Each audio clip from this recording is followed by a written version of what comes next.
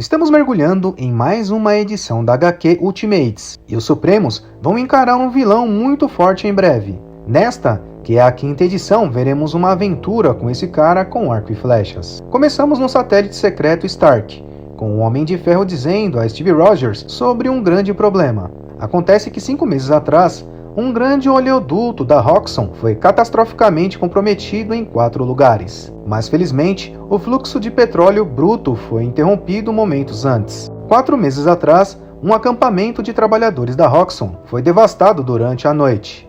A maioria dos ferimentos foram leves, apesar de que em alguns foi grave. 1 mês atrás, uma refinaria da Roxxon derreteu e virou escória. Trabalhadores descreveram ter visto flechas voando pelo ar pouco antes da explosão.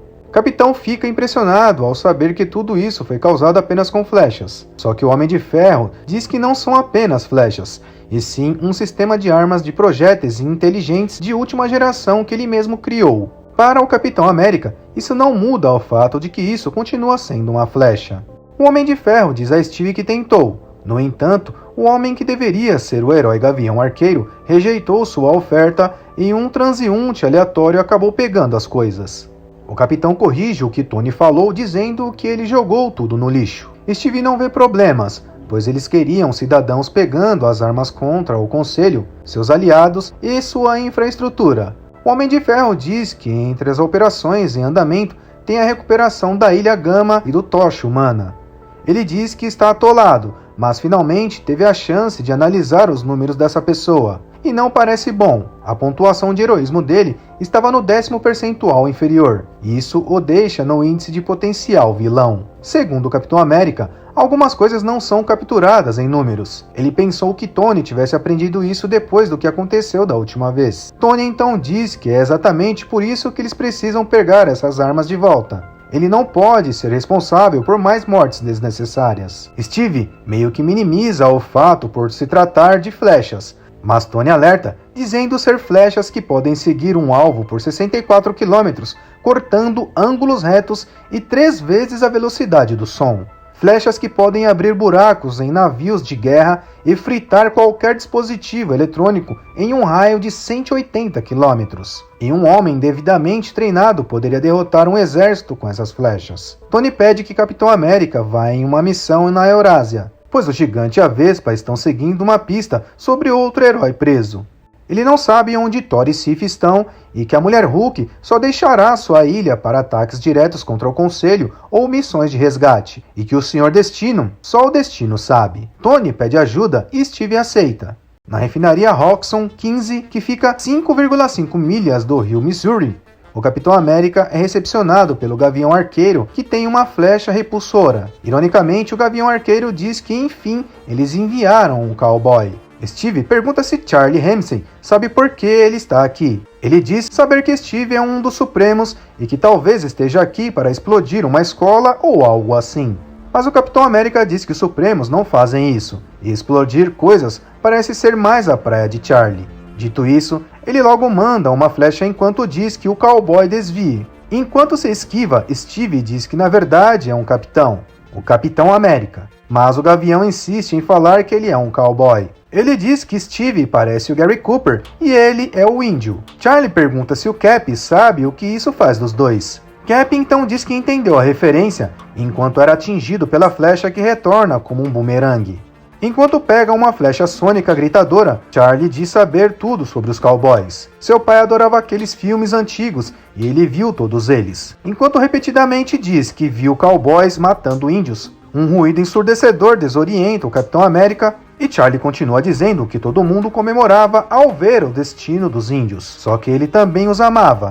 Enquanto segue na mira, Cap pede que Charlie pare, pois não veio aqui para lutar e só precisa dessas armas de volta, pois elas são perigosas. Cap acredita que Charlie não deva ter menos que 16 anos, e é questionado sobre quantos anos ele tinha quando vestiu seu traje. Cap manda outra pergunta sem ao menos responder, buscando entender o que Charlie sabe sobre esse traje de capitão ou o que ele representa. Para Charlie, representa diferentes coisas, e com a mira certeira na cabeça de Cap, ele diz ironicamente que isso significa que Cap se torne um herói assim como Tony Stark, o cara que jogou tudo isso fora e se torna um herói. Mas ele não atender o critério por falhar em seus testes ou algo assim é um absurdo. Charlie está indignado porque sempre escuta sobre suas falhas em testes e que a matemática nunca funciona ao seu favor. Ele também quer saber se Steve tem ciência do que a Roxxon Energy Partners quer e o que fazem, e manda uma flecha-bomba de conjunto. Só resta ao Cap aplicar mais uma esquiva enquanto explode tudo ao redor.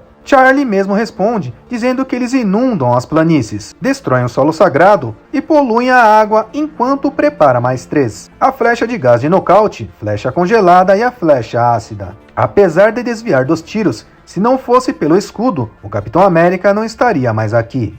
Charlie continua dizendo que eles constroem essas refinarias e oleodutos como uma grande cobra negra que suas histórias dizem que acabará com tudo. Eles deixam o mundo inteiro como refém. E quando seu povo protesta, quando eles se levantam, eles o matam, o jogam na prisão ou expulsam de suas próprias terras. O que resta, segundo Charlie, que eles lutem e tanto a Roxxon como a União Norte-Americana, os Estados Unidos da América, são tudo as mesmas coisas, cowboys e índios.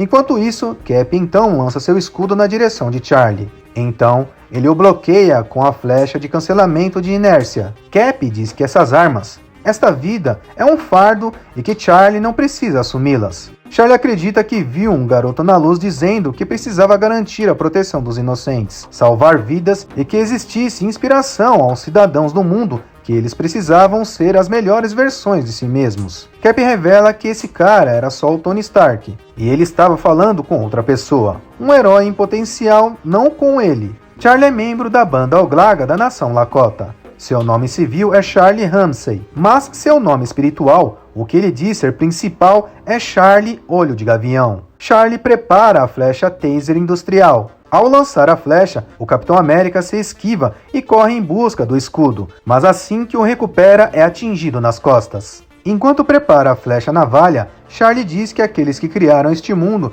não o criaram para pessoas como ele. E enquanto prepara a flecha disruptora neural, ele fala que às vezes um filme antigo ou um símbolo, e mesmo que não tenha sido feito para ele, isso o torna dele de qualquer maneira. Porque se não fizer isso, de que outra forma ele será alguma coisa neste mundo que eles criaram? Charlie não se considera um idiota, e após assistir Star Wars, ele sabe que não estava vendo um espírito ou algo assim. Então ele prepara a flecha caçadora e matadora. Diz que as visões não são sobre mensageiro, ou mesmo sobre a mensagem, elas são sobre o receptor. Charlie não se importa se tiver que desenterrar seu destino de uma caçamba de lixo, pois independente da forma, isso ainda é dele. Então Charlie é atingido pelo escudo e quando cai no chão, diz que assim como nos filmes, o cowboy vence e o índio morre, e todo mundo comemora. No entanto, Cap diz que ninguém está morrendo, e que isso não é alegria.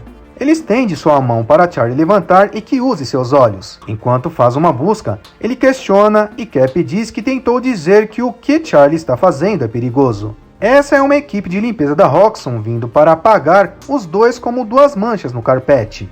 Basicamente mercenários. A Roxxon os contrata para proteger operações de mineração em locais com altos níveis de instabilidade local. Cap ouviu dizer que eles foram fundamentais para acabar com a revolta da Terra Selvagem. Há 1000 deles aqui. Então o capitão lembra que alguém lhe disse uma vez que com um treinamento adequado, um operador poderia deter um pequeno exército com essa arma que Charlie está segurando. Podemos ver então os dois se unindo nessa luta, enquanto um terminável esquadrão chega os confrontando. E assim como dito, com uma pequena força do Capitão América, tal operador derrotou 1000 soldados. Esse é chamado de Gavião Arqueiro por Steve, que afirma que não foi nada mal mesmo. Cap diz que eles precisam sair daqui, pois mais virão. Charlie pergunta sobre a luta dos dois e se Cap não quer as flechas de volta.